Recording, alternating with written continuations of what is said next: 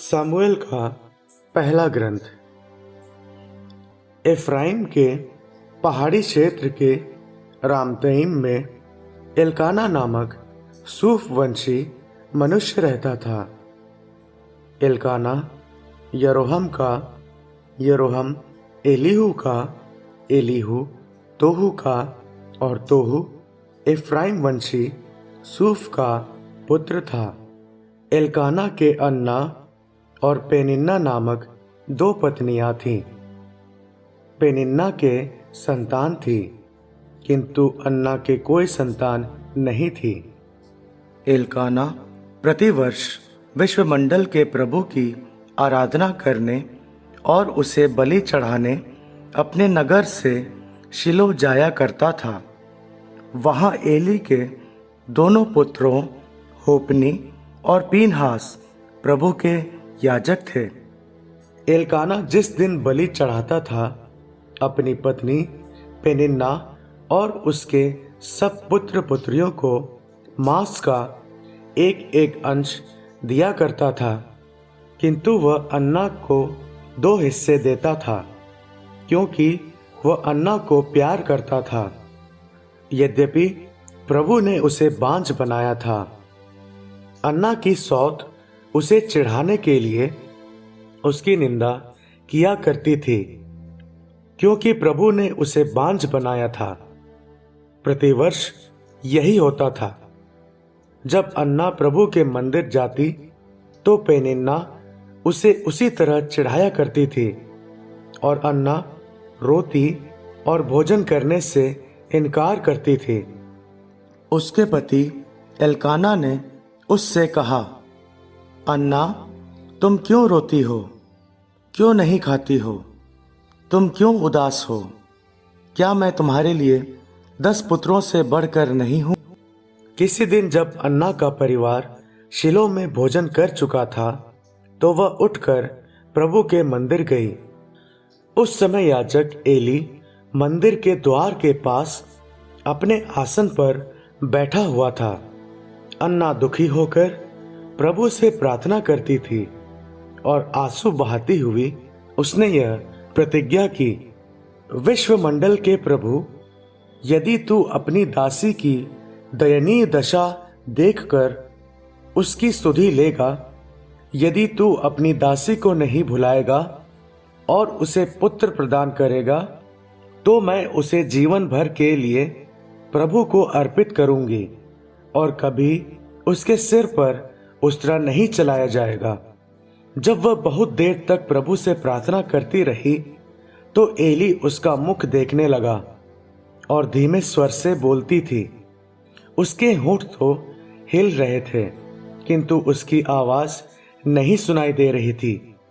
इसलिए एली को लगा कि वह नशे में है। उसने उससे कहा, कब तक नशे में रहोगी? जाओ और नशा उतरने दो। अन्ना ने यह उत्तर दिया, महोदय, ऐसी बात नहीं है। मैं बहुत अधिक दुखी हूँ। मैंने न तो अंगूरी पी और न कोई दूसरी नशीली चीज। मैं प्रभु के सामने अपना हृदय खोल रही थी। अपनी दासी को बदचलन न समझें। मैं दुख और शोक से व्याकुल होकर इतनी देर तक प्रार्थना करती रही। एली ने उससे कहा, शांति ग्रहण कर जाओ। इस्राएल का प्रभु तुम्हारी प्रार्थना स्वीकार करे। इस पर अन्ना ये उत्तर देकर चली गई, आपकी कृपा दृष्टि आपकी दासी पर बनी रहे। उसने भोजन किया और उसकी उदासी दूर हो गई। दूसरे दिन वे सवेरे उठे और प्रभु की आराधना करने के बाद रामा में अपने घर लौट गए। एल्काना का अपनी पत्नी अन्ना से संसर्ग हुआ और प्रभु ने उसे याद किया। अन्ना गर्भवती हो गई। उसने पुत्र प्रसव किया और यह कहकर उसका नाम सामुएल रखा, क्योंकि मैंने उसको प्रभु से मांगा है। उसका पति एल्काना अपने सारे परिवार के साथ प्रभु को वार्षिक बलि चढ़ाने और अपनी मन्नत पूर्ण करने के लिए फिर गया। इस बार अन्ना साथ नहीं गई। उसने अपने पति से कहा, जैसे ही मैं इस बालक का दूध छुड़ाऊंगी, मैं इसे वहां ले जाऊंगी जिससे वह प्रभु के सामने उपस्थित हो और सदा के लिए वहीं रह जाए।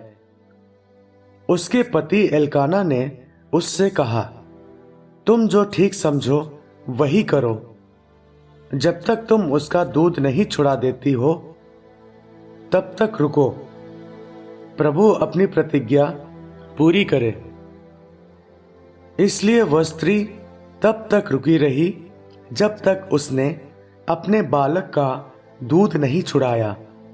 जब अन्ना सामुएल का दूध छुड़ा चुकी तो उसने उसे अपने साथ कर लिया। वह 3 वर्ष का बछड़ा, आधा मन आटा और 1 मशक अंगूरी ले गई और सामुएल को शिलो में प्रभु के मंदिर के भीतर लाई। उस समय बालक छोटा था। बछड़े की बलि चढ़ाने के बाद वे बालक को एली के पास ले गए। अन्ना ने कहा, महोदय क्षमा करें। महोदय, आपकी शपथ, मैं वही स्त्री हूं जो यहीं प्रभु से प्रार्थना करती हुई आपके सामने खड़ी थी। मैंने इस बालक के लिए प्रार्थना की और प्रभु ने मेरी प्रार्थना स्वीकार कर ली। इसलिए मैं इसे प्रभु को अर्पित करती हूं। ये आजीवन प्रभु को अर्पित है। और उन्होंने वहां प्रभु की आराधना की।